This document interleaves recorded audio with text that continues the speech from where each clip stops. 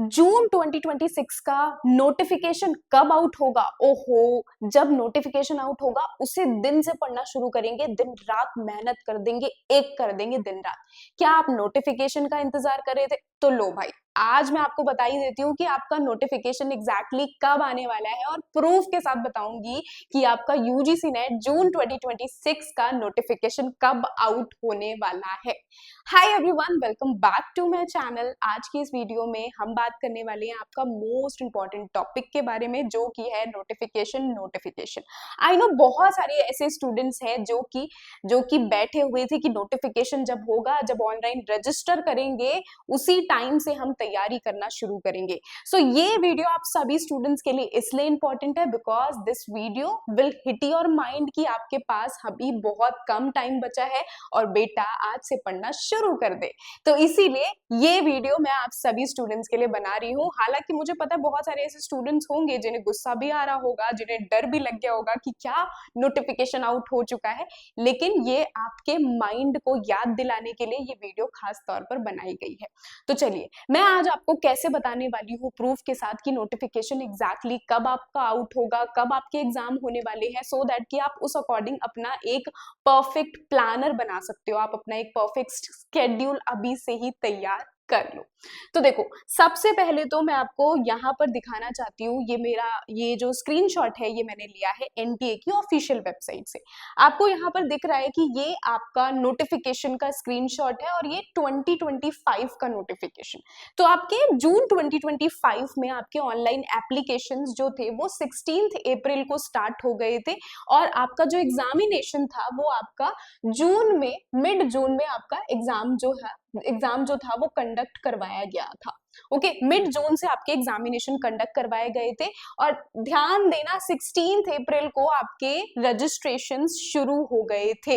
इसके साथ साथ 2024 का भी मैंने यहाँ पर स्क्रीनशॉट लगाया।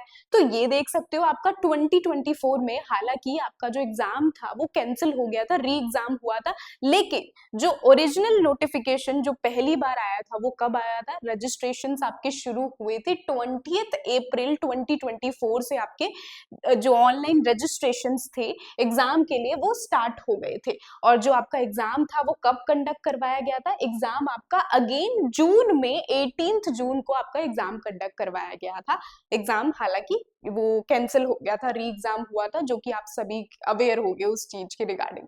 अब देखो, ये आपका इसलिए इंपॉर्टेंट है, सेम एग्जैक्ट यही पैटर्न 2023 में, 2022 में और हमेशा से लाइक लास्ट आप अगर नोटिस करोगे लास्टली 3-4 सालों से यही पैटर्न फॉलो किया जा रहा है, मैंने जहां तक चेक किया। तो अब आपके लिए क्या इंपॉर्टेंट है कि आपके जो ऑनलाइन एप्लीकेशन है वो कब तक आउट हो सकते हैं। तो इससे हमें ये पता चल रहा है कि ऑनलाइन एप्लीकेशन हमारे कब आउट होंगे? अप्रैल में भाई आउट हो जाएंगे और 20 अप्रैल के बाद यानी मिड अप्रैल या फिर लेट अप्रैल में आप यू कैन एक्सपेक्ट कि आपके रजिस्ट्रेशन फॉर्म आपके ओपन हो जाएंगे। सेकंड बड़ा सवाल ये आता है कि हमारे एग्जाम कब कंडक्ट होंगे, सो दैट कि उस अकॉर्डिंग हम अपनी तैयारी शुरू करें। तो अगर मैं एग्जाम की बात करूं कि एग्जाम आपके कब कंडक्ट होंगे, तो आप देख सकते हो लास्टली 2-3 साइकिल से आपके जो एग्जाम है वो जून में मिड जून को कंडक्ट करे जा रहे हैं। ओके, मिड जून में आपके एग्जाम होते हैं और मोस्टली प्रोबेबली आपके 20 जून के बाद या 20 के अप्रॉक्स में ही आपके एग्जाम कंडक्ट करवाए जाते हैं। तो इसलिए आपका ऑनलाइन रजिस्ट्रेशन अप्रैल में, मिड अप्रैल को शुरू होगा। जो एग्जाम है, एग्जाम डेट आपकी रहेगी अप्रॉक्स में जून में, मिड 20 जून के बाद आपकी एग्जाम डेट रहेगी। अब देखो, ये इसलिए इंपॉर्टेंट है क्योंकि आपको इस अकॉर्डिंग क्या करना है, आपको इस अकॉर्डिंग अपना एक प्लानर बना लेना है। प्लानर बनाना इसलिए इंपॉर्टेंट है क्योंकि अभी हमारे पास कितने दिन बचे हैं? अभी हमारे पास 2 मंथ बचे हैं, 2 मंथ्स बचे हैं और साथ के साथ 15-20 डेज हम मान सकते हैं। जो हमारा जून वाला जो दिन बचते हैं तो वो उतने दिन हमारे पास बचे हैं, यानी अप्रैल में और जून में हमारे 10-15 दिन हमारे पास बचे हैं। अब आपको इस अकॉर्डिंग अपना प्लानर बनाना है। अपना स्केड्यूल बनाना है। मेक श्योर कि आप पेपर 1 पेपर 2 को किस तरीके से आप दोनों को कैसे कवर कर रहे हो। पेपर 1 को बिल्कुल भी स्किप मत करना। पेपर 1 ऐसे स्टूडेंट्स अगर आप हो जो कि जेआरएफ को टारगेट कर रही हैं, तो आप पेपर 1 को ज्यादा से ज्यादा फोकस करो, आपका आराम से जेआरएफ निकलेगा, क्योंकि वहां से आप इजिली ज्यादा से ज्यादा मार्क्स आप निकाल पाओगे। तो इसलिए आपको अभी से अपना प्लानर बनाना है, एक परफेक्ट शेड्यूल बना दो कि 2 मंथ में आपको कैसे किस तरीके से तैयारी करनी है।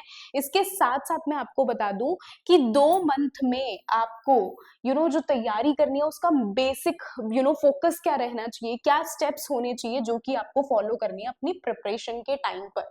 सबसे पहला स्टेप आपका होना चाहिए, आपको पता होना चाहिए सिलेबस के बारे में। नाउ सिलेबस के बारे में सिर्फ पता नहीं होना चाहिए, आपको पता होना चाहिए कि सिलेबस में कौन से मोस्ट इंपॉर्टेंट टॉपिक्स हैं, हाई वेटेज के टॉपिक्स कौन से हैं, कौन से टॉपिक से किस तरीके के क्वेश्चंस पूछे जाते हैं, कंसेप्चुअल क्वेश्चंस कहाँ से आते हैं, फैक्ट बेस्ड क्वेश्चंस कहाँ से पूछे जाते हैं। तो ये सारी चीजें आपको तब पता चलेगी जब आप प्रीवियस ईयर क्वेश्चंस करोगे, है ना। तो सिलेबस पता होना चाहिए, प्रीवियस ईयर क्वेश्चन से गो थ्रू करो, लास्ट 5 साल के प्रीवियस ईयर क्वेश्चंस कर डालो, बहुत ही इंपॉर्टेंट है। दूसरा स्टेप्स आपके लिए नोट्स, शॉर्ट नोट्स बनाना बहुत ही ज्यादा इंपॉर्टेंट है, because this will help you in your revision में बड़ी हेल्प करेंगे। एंड टाइम पर जब हमारे पास 15 से 20 दिन बचेंगे, जो जून में हमारे पास जितने भी दिन बचेंगे उतना दिन आपके फोकस होना चाहिए कि हमें सिर्फ और सिर्फ रिवीजन एंड प्योर रिवीजन के ऊपर फोकस करना है। तो ये आपका सिंपल सा प्लानर जो कि आपको फोकस करते हो आप अपने अकॉर्डिंग बना सकते हो कि आपको कौन से दिन कौन सा टॉपिक कवर करना है वगैरह वगैरह, आप अपने अकॉर्डिंग एक बना सकते हो प्लानर।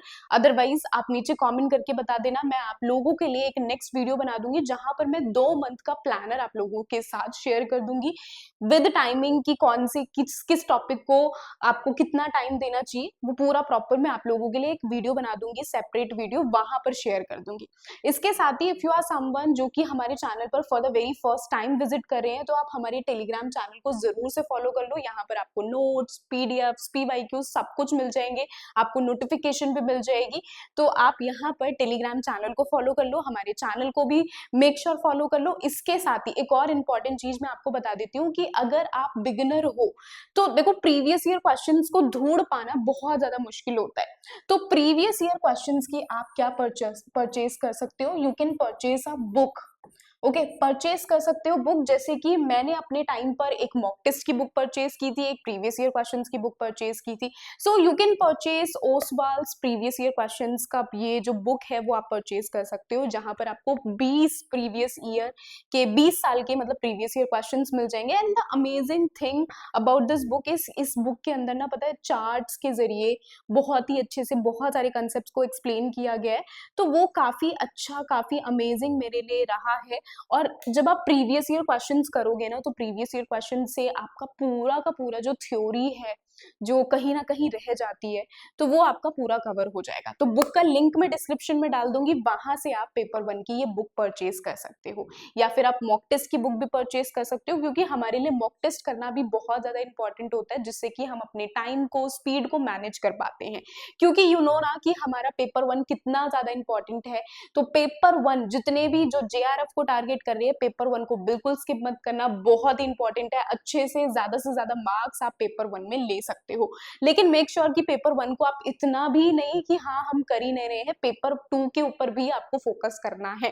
ओके, चलिए तो मिलते हैं हम अपनी नेक्स्ट वीडियो में, आप सभी स्टूडेंट से मुलाकात होगी। होप्स हो कि आपको ये वीडियो पसंद आई होगी। नीचे कमेंट करके अपनी कोई भी क्वेरी है तो नीचे कमेंट करके आप जरूर बता सकते हैं। मेक श्योर कि जो बुक का लिंक है वो डिस्क्रिप्शन में है, मेरी सेकंड चैनल का लिंक भी डिस्क्रिप्शन में है, तो आप उसको भी फॉलो कर सकते हो। आप इंस्टाग्राम पे हमें फॉलो कर सकते हो फॉर सच अमेजिंग अपडेट्स। मिलते हैं, bye bye everyone, all the very best, God bless you.